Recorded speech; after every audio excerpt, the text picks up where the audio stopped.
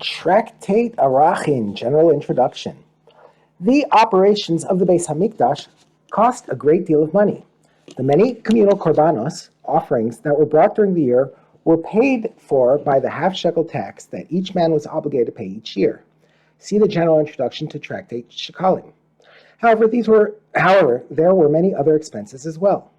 The Beis Hamikdash needed to be maintained and repaired. This was called Bedek Habayis, and many services had to be paid for. To pay for these costs, people would donate money or property to the treasury of the Beis Hamikdash. Donations of this kind could be made in a number of ways. The most common way was for a person to consecrate his property, declare it holy, to the Beis Hamikdash. The property thereby became holy with monetary sanctity, and it was given to the temple treasury. The officers of the temple treasury would sell the property, thereby removing the holiness from it, and use the money they received to pay for the many expenses of the Beis Hamikdash. Arachin and vows of value. Tractate Arachin deals mainly with a special type of donation to the temple treasury, Bedek Habayis, one in which a person declares upon himself an obligation to give his worth or someone else's worth to the temple treasury. Such a vow can be made in two ways. Actual value.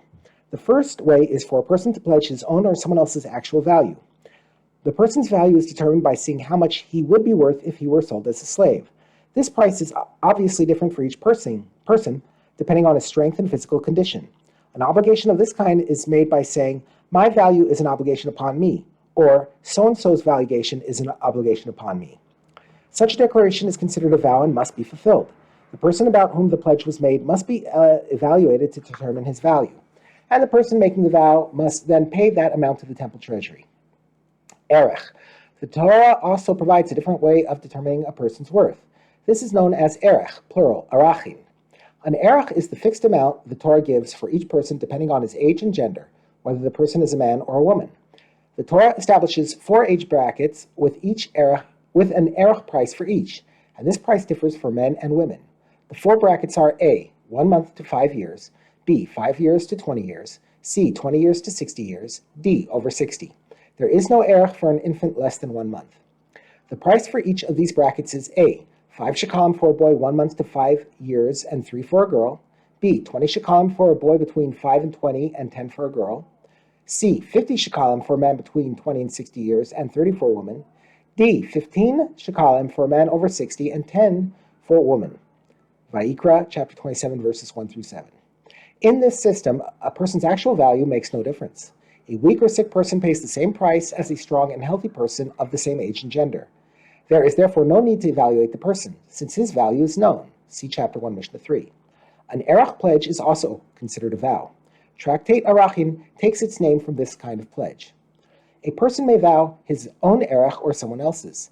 The value of the erech is determined by the age and gender of the person about whom the vow was made, and it is paid by the person making the vow.